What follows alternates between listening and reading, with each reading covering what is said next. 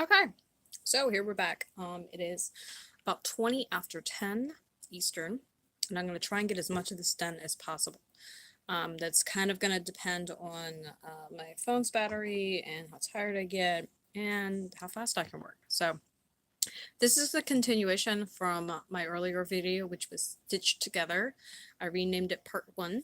Where we did all the setup. So I picked my fabric, which I already knew what I was going to do. I placed it, safety pinned it, basted it, which is what this pink stitching is, and I'll try and move it closer. But those pink lines right there is basted stitches so that the fabric stays. And this is, we actually had to baste twice because the peekaboo of the Compass Rose wasn't perfect when I basted it the first time, and so I pinned this here and then redid it and actually just left a safety pin in there. So we can go ahead and take this out so we don't need it and get started. So I've got a couple of colors of thread that I'm thinking about using. This is just not a lot, so I'm probably going to use this first and then move on to the lighter of the blues and then the darker. And I don't have a color scheme I'm working with. I've also got this black, which is a completely different thread that I've been keeping around just in case. I'll probably get it used at some point. And then I've got super sharp handy dander scissors, my Sashiko needle, which is a very long needle. They usually have relatively small eyes. This one is gold tipped. And then I've got my chalk roller pen because I want to do one basic outline of a circle, and it's just going to be easier to get the circle right if I trace it. And then I've got my water because I decided this was a good size because I didn't want to stitch over this part. I wanted that to show real clear. So I'm just going to start the stitching on the outside. So first things first, I'm going to get this nice and flat.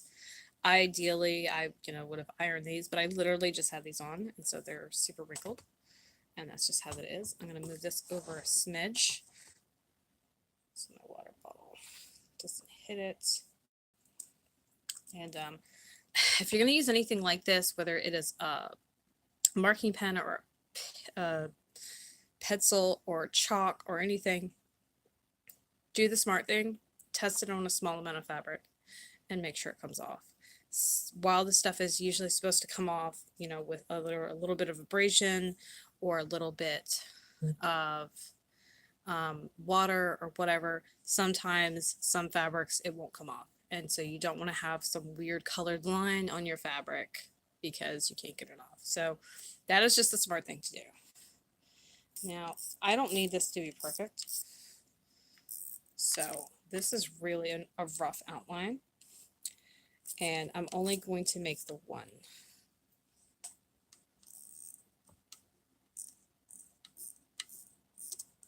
Stand up, see what I'm doing. I can't really see around here. And that's probably good enough. So we're going to wing it. I'm not worried about it being perfect.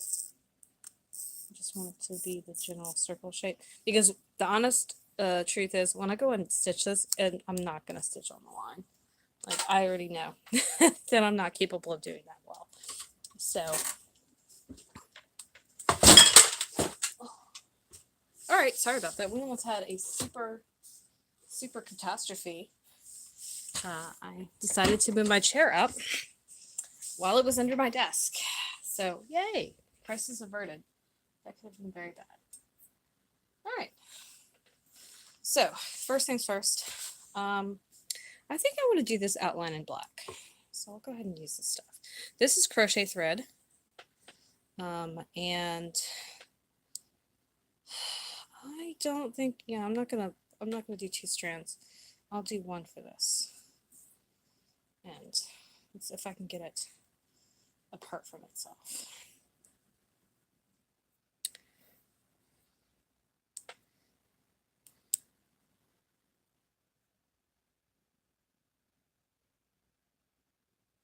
And the only thing I have to say about this needle is that the eye is really small. And so when you use like embroidery thread or use a thread that is just a little thicker, sometimes it can be difficult to get it threaded. Now I definitely do a knot. I do a knot because I feel more secure. There are some other ways that don't involve knots at all, but I know that these jeans are going to get a lot of wear. And it's just easier and more secure for me mentally and emotionally if I go ahead and just do this. So I'm going to make sure that is out.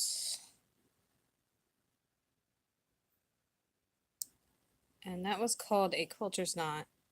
And it makes this nice little knot. And I did 5 wraps. Usually you do 3. It's 3 to 5. I'm probably going to move all my thread off of here and my water, so I don't do something silly and knock stuff over. Now, the thing about when you're doing sashiko is the reason this needle is so long is because you're going to load up several stitches on it. The traditional way to do it is to do it that way, which also means, generally speaking, you're not using a hoop, because when something is stretched in a hoop, well, it's nice and flat, it also should be taut, and you cannot manipulate the fabric as well. And that completely defeats the purpose. Now, if you want to go up and down, like the stab and point, it's called, you can do that. But this is traditionally more of a sewing where the needle barely leaves the surface of the fabric. So I'm going to start from the inside because I don't want the knot on the outside, but you can certainly start from the outside if you wanted a knot. Now, I happen to have a hole right here, so I'm going to make use of that hole and make it a little easier. Now, one thing I will say is a lot of sashikos also traditionally worked from the inside out, and I will be sort of doing that.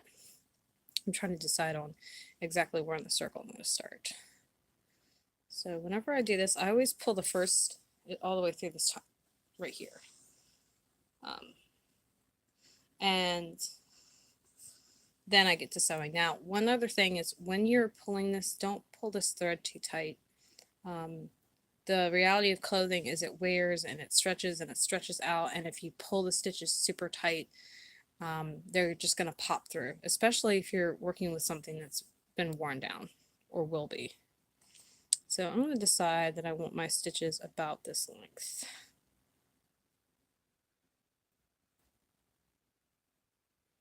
And here it's a little difficult to see because I have that hole, so I can't really see. And when you're doing curves, it's really easy to do smaller amounts of stitches at once.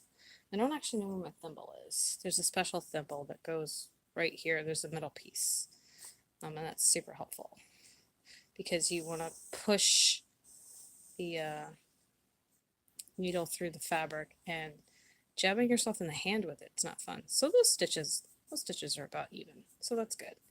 We're off to a good start. And there's just, when you do this, there's a lot of moving, which is another reason why the whole hoop thing doesn't really work.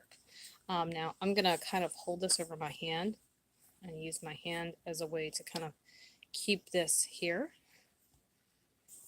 because I want that to stay there. And I do still want to make sure that I'm going through both pieces of fabric, so that's important.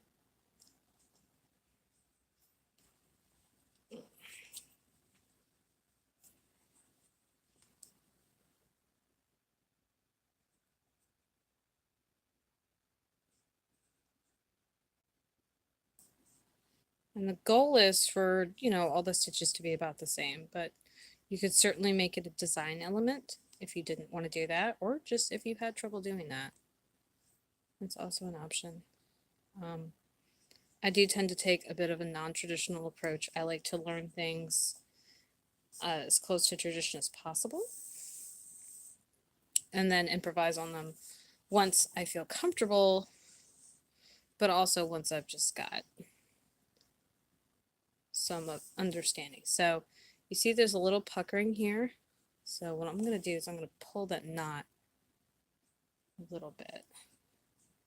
I'm pulling the thread just a little bit. And you can straighten this out by stretching the fabric. Obviously, if you're working with something super delicate, you want to be careful when you do that. All of this faded material here, that tells you that this is like wearing thin. So that is important to kind of pay attention to.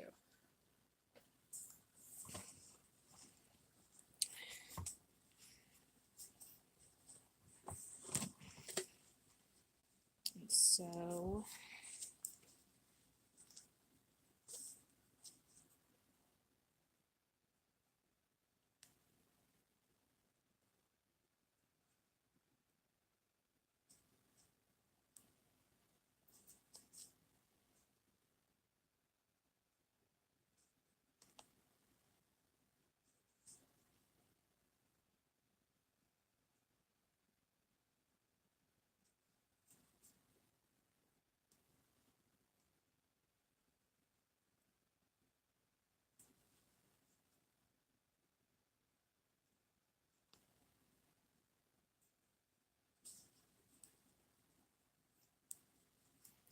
I feel like that's enough there.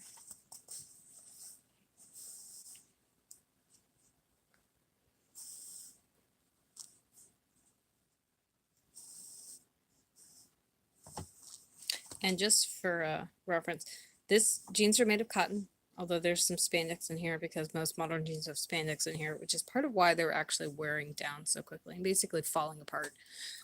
This thread is also cotton, and it's really good to match your threads with your materials.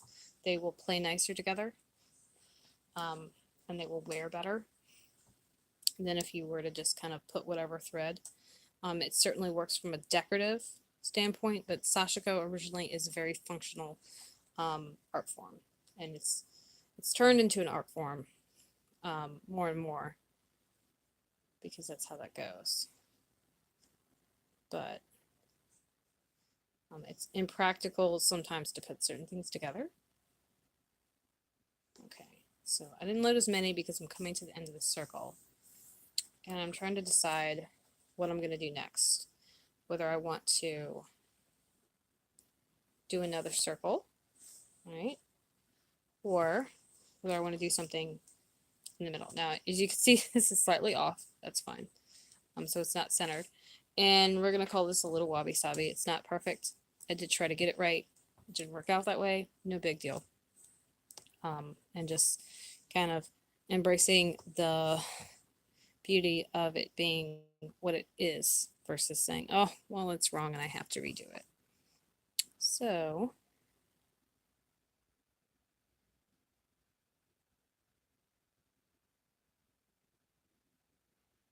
I'm not sure what I'm going to do yet. So we're going to let it marinate a little bit while I finish this up. Okay. I'm going to go ahead and pull this to the inside because I'm at least done with this row, round, whatever. I'm going to call it this section.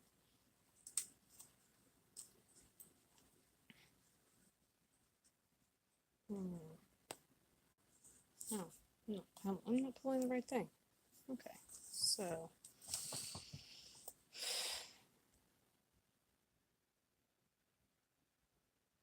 I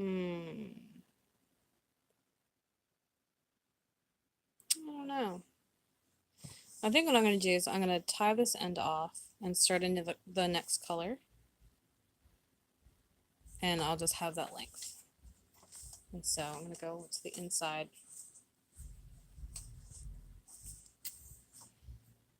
And I'm going to make this knot, which I'm going to make another knot. And I'm going to make basically another tailor's knot. So you wrap it.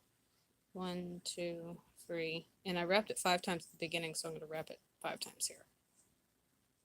And then you hold those wraps, and then you'll just slide the needle through.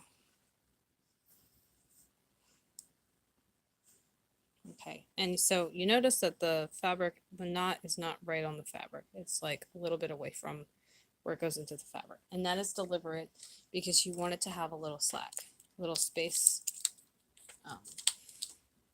because fabric again is going to move.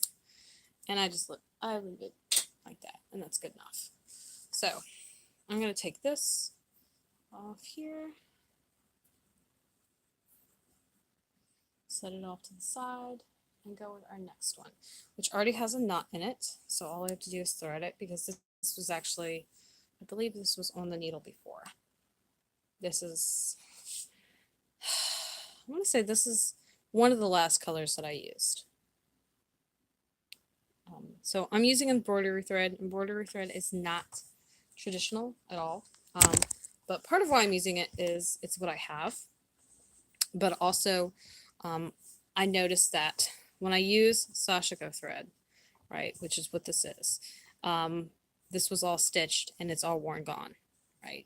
And that's because it's just a thinner thread. It's not got a whole lot of plies to it. There's not a lot to it.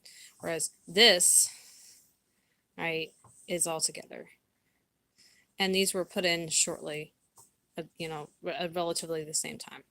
And while there are also different parts of the pants, so the wear pattern is a little different, the other embroidery that's near here, over here, that embroidery, while it is worn down some, is still there. So also, it's a fun way to add colors. So I think we're gonna start about here. And I think what I want to do is everywhere that I didn't stitch in the last round, I'm going to stitch here. Make sure I don't take that out. So that sounds like that'll be fun.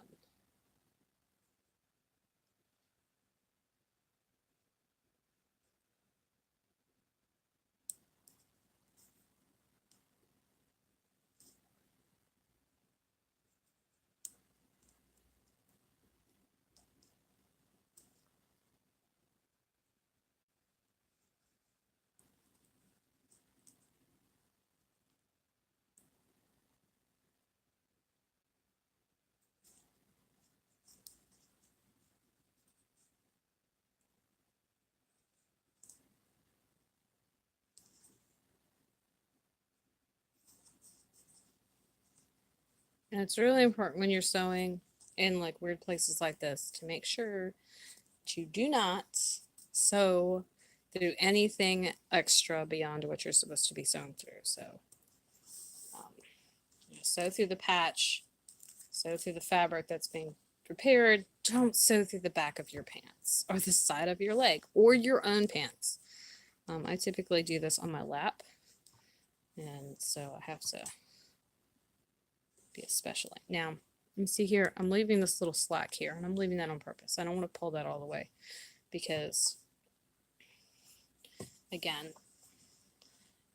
things to be mindful of.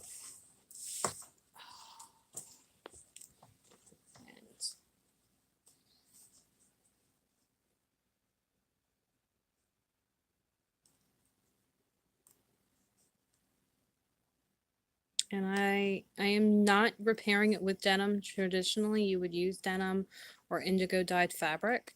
And really, when you're repairing with a fabric, you should use a fabric that is of a similar weight, just because it'll help it last longer. I don't do that because I like the interest of a patterned fabric. And so that's where I start going off script, as it were. And I know that that has consequences. And one of the consequences is these pieces of fabric this will wear out sooner than if I were to use another denim. I also don't have any denim handy. If I had denim handy, I would use it. So the approach I'm taking is actually traditional in that a lot of people, when they were doing this mending, they were using what they had. You know, they were using the dyes that they had access to. They were using the thread that they had access to. They were using the cloth that they had access to. And I'm absolutely doing that. And so, after my own fashion, I am giving at least a nod to tradition by using what I have. And the whole point of this is to give this garment life beyond, you know, its initial wear. And, you know, there's nothing wrong with them otherwise. They fit otherwise. They're comfortable. I like them. And so there's no reason to just trash them. If they didn't fit or if they were damaged, you know, to a point where they were beyond repair, which is really a matter of opinion, kind of, that'd be one thing. So that looks fun, right? I'm not confident that I can get all the way around again. In fact, I'm pretty sure I can't. I'll just make it. So I'm going to stop this thread now too.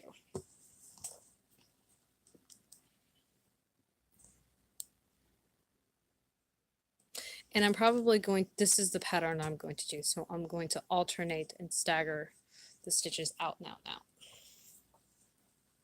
Also very important, don't sew your pocket shut. I did that once. And pretty sure I used 3 with this.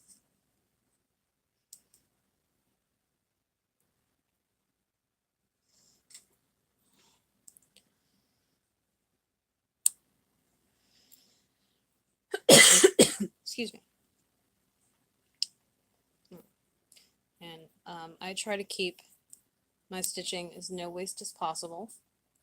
So I use every little bit that I can and then some. And I'm not going to use this whole thing. I'm going to usually take about a yard out-ish. Yard, half yard, just because the shorter thread is going to not tangle as easily. And the longer the thread, the more chance it has to knot and kink on itself.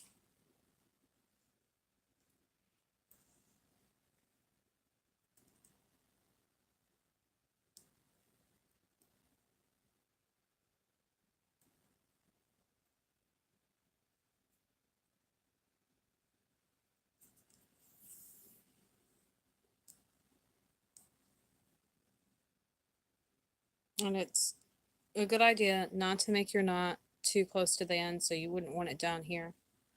It's easier for the threads to come out through the fabric and break, and then you'll have less to salvage if you need to. Okay, so I'm in for the, oh my gosh, 3rd round. And you don't have to stitch the same way. Generally you stitch, when you stitch a traditional pattern, you stitch all the lines on one plane. So all the lines going across and all the lines going vertically and then all the lines going diagonally and then curves. And I might be out of order, but you would sew all the same kind of line together. And that's done on purpose. But for mending, things are done a little differently, right? Because it's mending. And this is the most basic type of stitch. It is just a running stitch. Okay, we're well below enough the pocket that I don't really worry about it.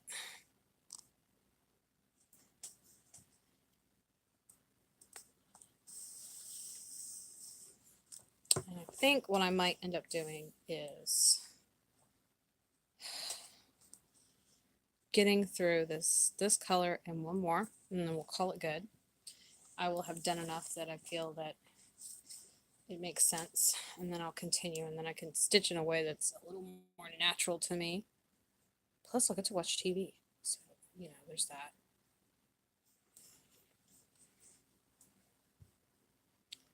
Stitching on camera is a little awkward.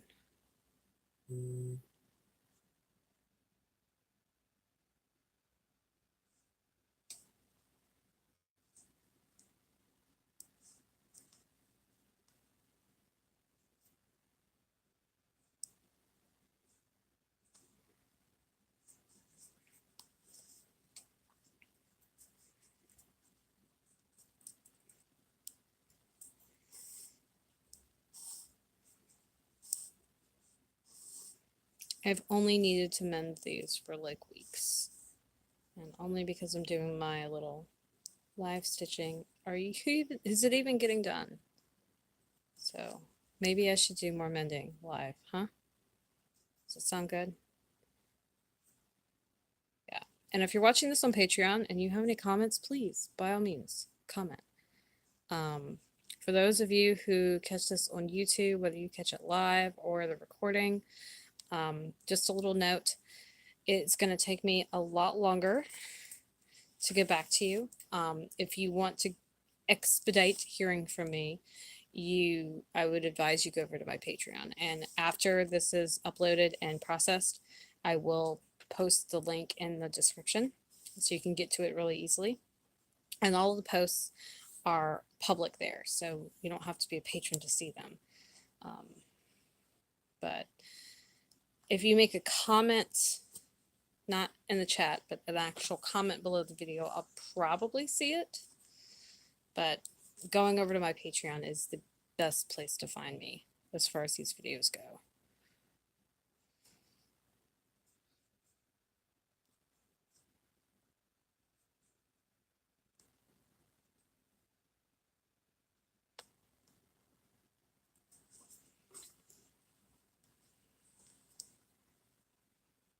And sometimes if I'm having trouble, I'll use the fabric. So here we had a little mishap, and I pulled it through and unthreaded the needle. So all I'm going to do is thread it back and resume. This is not as flat as I want it. So I already know it's going to be fussy going in there.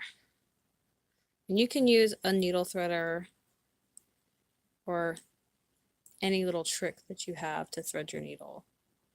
I have a bunch of tricks. I need to actually do a YouTube video of all the little random tricks I have for threading needles. Because when I went to my original Sashiko class, I was like, oh, if you have a hard time, you should try this or this or this. Because needle threaders, while relatively inexpensive and available, actually are kind of crap. And they have a tendency to break and just be a nightmare. So if it gets really bad and this thing really won't cooperate, what I will do is I will just snip the end. And all the little fuzzy threads that are not cooperating will be gone. Usually when I snip, I don't snip a lot. I snip just the very end. There's my scissors. Just enough to get the bits that are not cooperating off.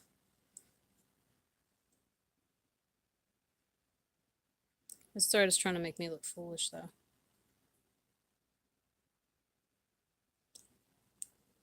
It's doing a really good job, by the way. There we go. And that's another reason why you want to get a decent amount of thread through the eye so that it can't just pop out. Back to stitching.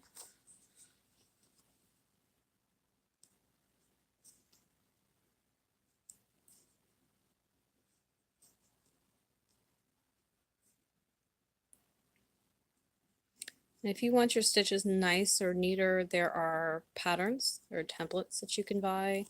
There are pieces of fabric that already have the lines printed on them, and basically all you have to do is stitch over them. I have not used either of those things. I just know that they exist. And because I use mine for mending, I'm a lot less worried about it being perfect. So what I was trying to show you before, so you've got all the stitches loaded up, and I could pull on this, or, and this is really handy when you're trying to straighten things out, you can pull on the fabric itself and pull it over the needle a little bit.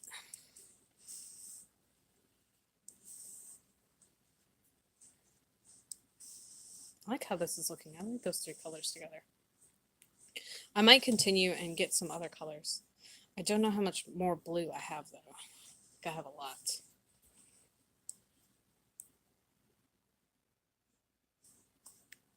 There I go, stab myself. What do I say? It's not a mending session until I stab myself. And because I'm doing so much stitching, I'm not going to really worry about having to fix the edge of the patch. But in the first video, I talk about after you have basted and you turn it back right side out, what you can do is trim all of the frayed edges on the outside and then fold that piece over and secure that, and then secure the edges. And the point that you secure the edges, you can take this basting out because everything is done. And you can leave, for as far as repair, you can leave it there. You can stop. But I'm doing decorative stitching on this as part of the mend. And so some of those steps I'm not doing because the decorative stitching is going to serve to do some of that securing. And again, I'm going to make my little quilter's knot. Now this one is a little close. So I'll just pull that knot a little farther away. And my scissors. Super fun to drop on the floor.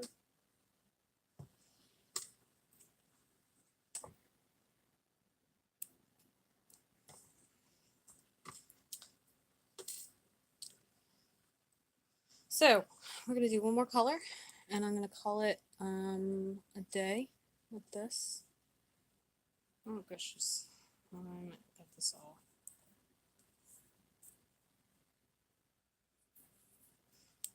Me, I had something all neat. Okay, so now we're going to go back to this thread, and that is a spare piece I don't need. Looking for the end. Here's the end. Get about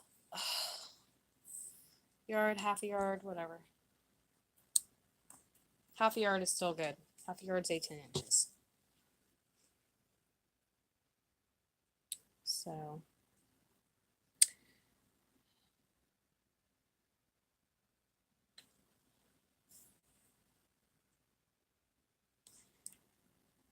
and then so I'm going to take this 1, 2, 3.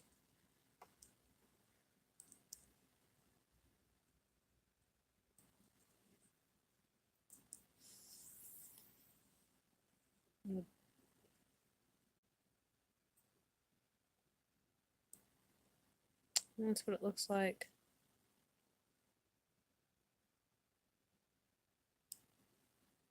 Tightened, and last round. I think I said I was going to do some French knots right here in the center, in the middle of the compass rose. I think that's going to happen. But I'll probably do that last. And I think because I have so much space between this decorative stitching and the center, I will do a little bit of reinforcing there. I probably will reinforce in a really bright color too. So another thing a lot of people do with these jeans, you can see this is a bright orange fabric and green. And then I've got this one here, which needs to be redone. Actually, I did most of the patch and then stopped. And so I need to redo this. Or finish it, you know, the edges off and everything like that. But I like to use high contrast, really colorful, bright pieces. I'm basically slowly but surely making these jeans into a work of art. That is my end goal. and transform them into something beyond clothing.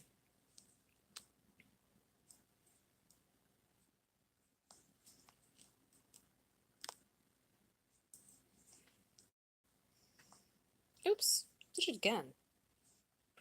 Oh, you know what? I didn't do it. I didn't thread the needle. Y'all, I don't know what I was thinking. I mean, I did have the needle threaded for the knot, but I didn't pay attention to it after I got the knot in there, so that's fun again.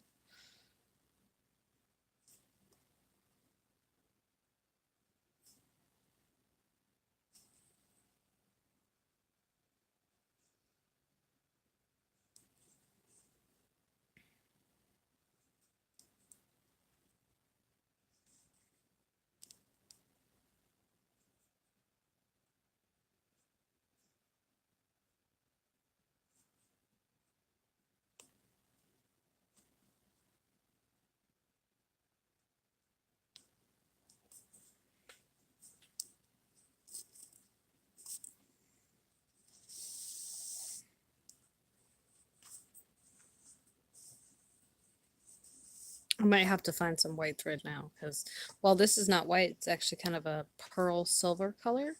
I really like how that looked.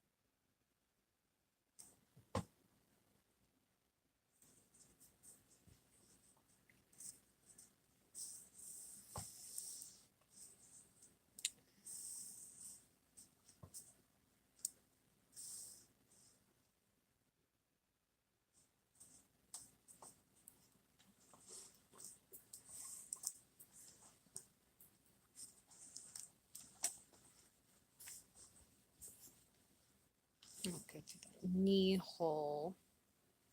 Make use of it.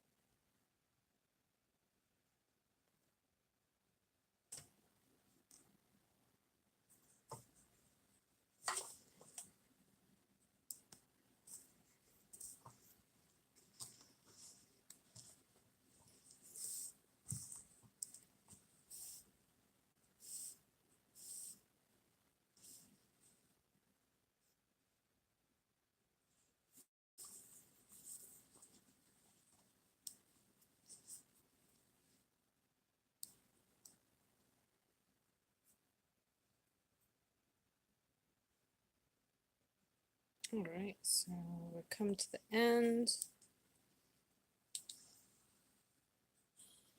I'm gonna go to the back.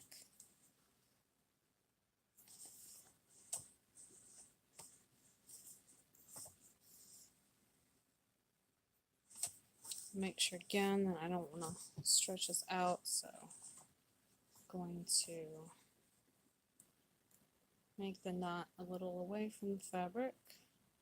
You can see this one is not, I didn't pay as good attention on the starting knot, so I'm going to give this ending knot a little more space away from the fabric. And it's not a big deal if it pulls through. I don't care. If you're looking for perfection, well, it's okay. I promise. And so, there we go. We've got a couple of rounds done. the mend has started. Let's put this out a little easier. So you can see how nice that's starting to look. And I'm just going to keep going into concentric circles and probably about till I reach the seam, because I know there's a lot of fabric here. It's going to be a little more difficult. And I'm just going to want to stop when I get there. So I'll do that. And then I might add some embroidery. I'm thinking some yellow right in here. I think I've got some yellow I can do. Maybe some stars would be fun.